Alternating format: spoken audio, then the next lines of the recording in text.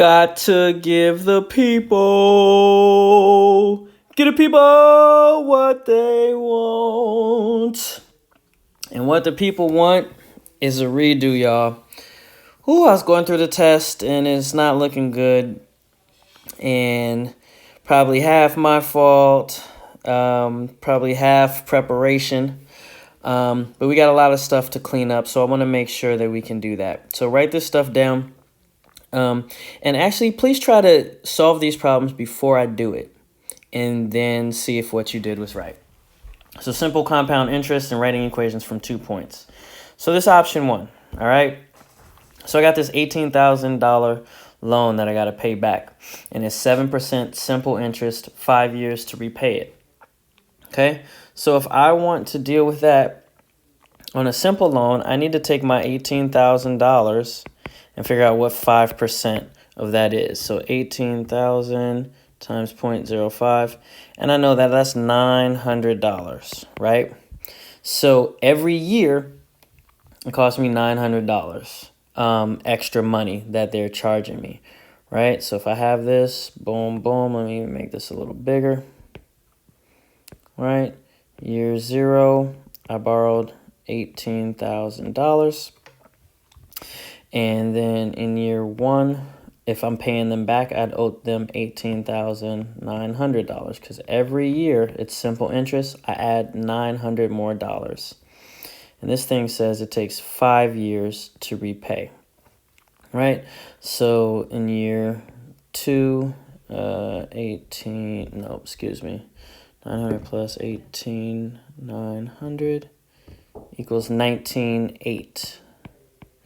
Okay, and then I keep going through this. Year 3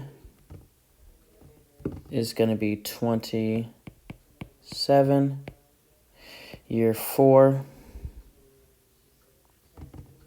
is going to be 21,600, and year 5 it's going to be 22,500.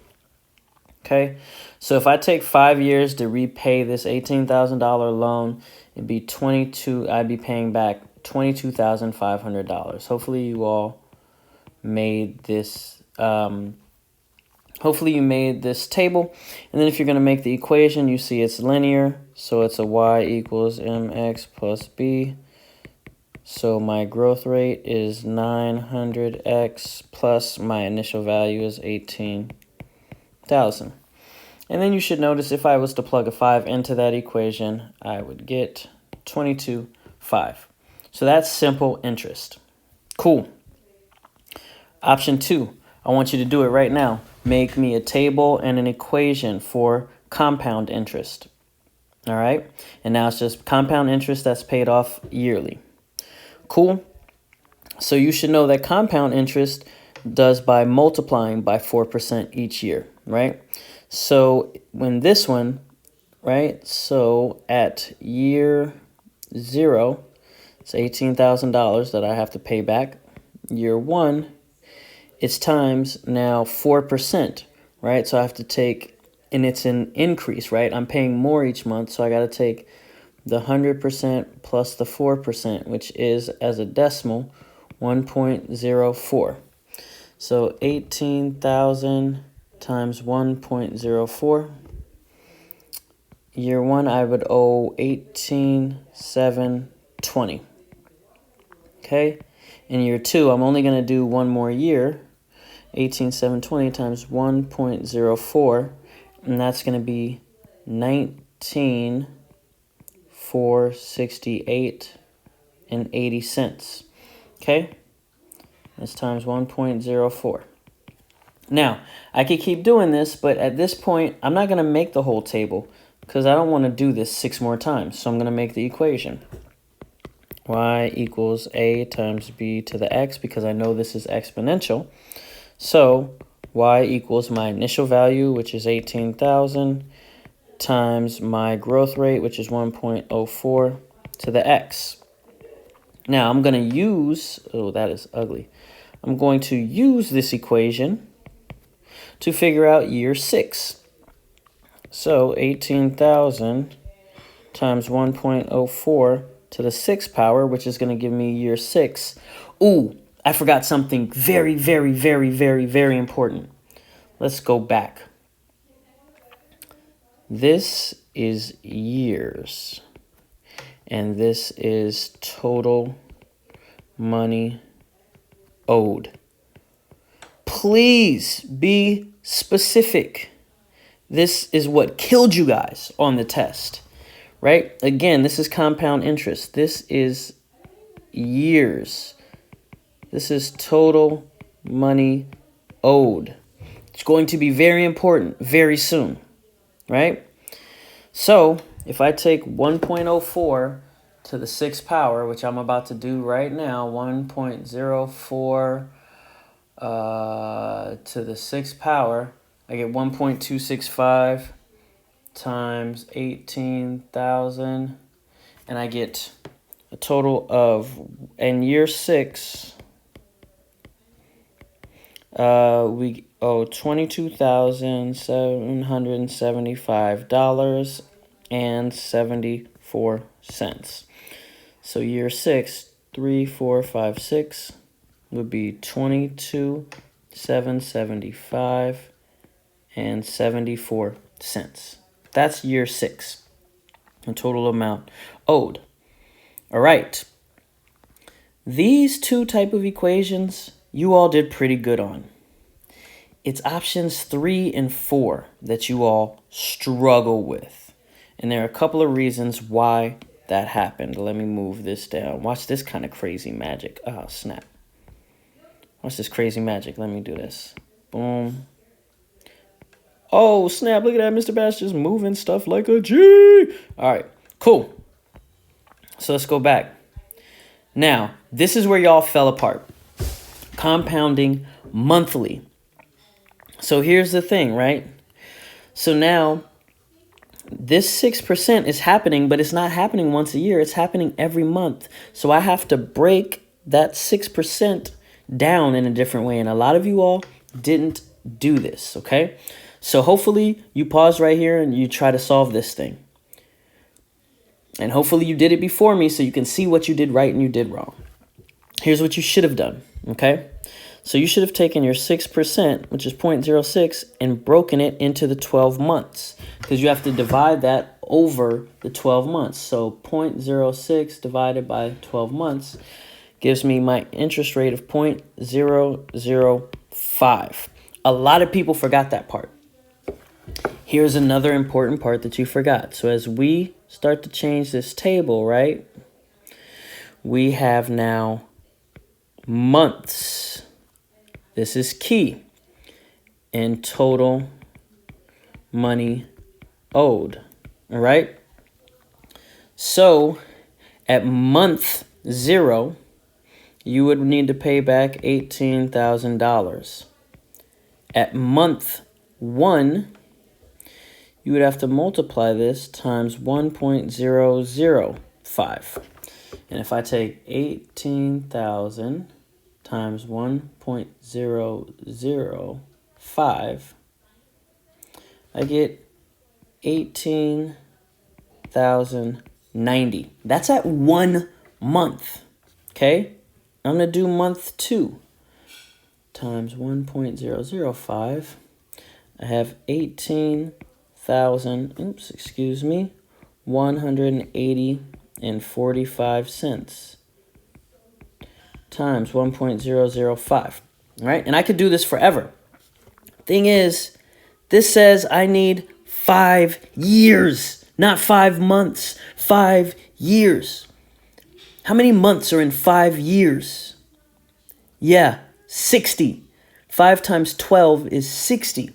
So I need an equation, and I need to change years into months. So I need to plug 60 in. So first, let me make this equation.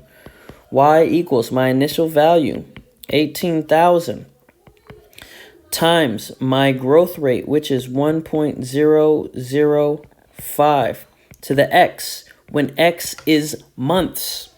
So if I need year 5, I need month 60. Y equals 18,000 times 1.005 to the 60th power. Let me see what that is. 1.005 to the 60th is, this ends up being, just this part on its own is 1.349. I went to 3 spaces. Times 18,000. I'm going to do that times about 18,000. Now, I use the decimal in mine, so yours might be slightly different. But you should get something probably pretty close to 24,279 and 30 cents. So again, this is month 60. I now owe back $24,279.30. Now let's talk a little bit about things making sense or not making sense. Some of you would do like the simple interest and you'd be like, oh yeah, I paid back 23,000, 25,000, 27,000. Then you'd do the compound interest and you'd either get something crazy and be like, I'm paying back $96,000. Or you would be like, oh, maybe this one I only pay, or I'm paying back less money. You gotta pay attention. Do the numbers even make sense? Notice how this number is not too far off from this number and this number right here at years 5 and 6. They're relatively similar. Okay? So if you get something that seems way off from everything else, it's probably wrong. Finally, almost the last thing. This next thing, all right? We're talking about compound interest compounded quarterly. Here's the key. Quarterly. How many quarters happen in a year? That means 4. So I have to take my, oops. You guys do it first, hopefully. Hopefully you just did it, you just did it, you just did it, you just did it because you want to get this right before I do it. Cool. I have to take my 5% and break it into quarters. It happens 4 times a year. So let me see, 0.05 divided by 4.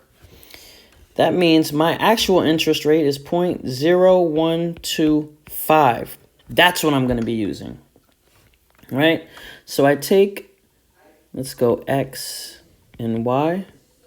Remember now, X stands for quarters.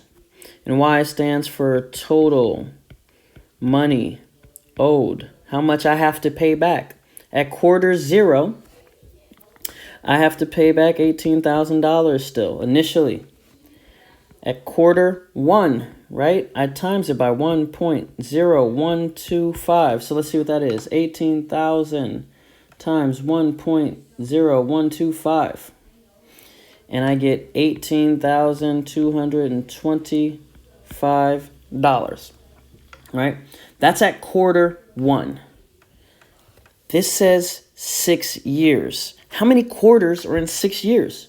Well, 4 quarters are in 1 year. That means 24 quarters is 6 years. So I need to make this equation and plug in 24 quarters so I can figure out the 6 years. So let's make our equation. Y equals our initial value times my rate, which is 1.0125 to the X. And again, X is now quarters. And how many quarters are in 6 years? 24. So I have 18,000 times 1.0125 to the 24th. Let's see what that is. 1.0125 to the 24th power. Ooh. Is about 1.347. About that. So we're going to do 18,000 times 1.347 times 18,000. Ooh, this is ugly. Let me check this. Pause.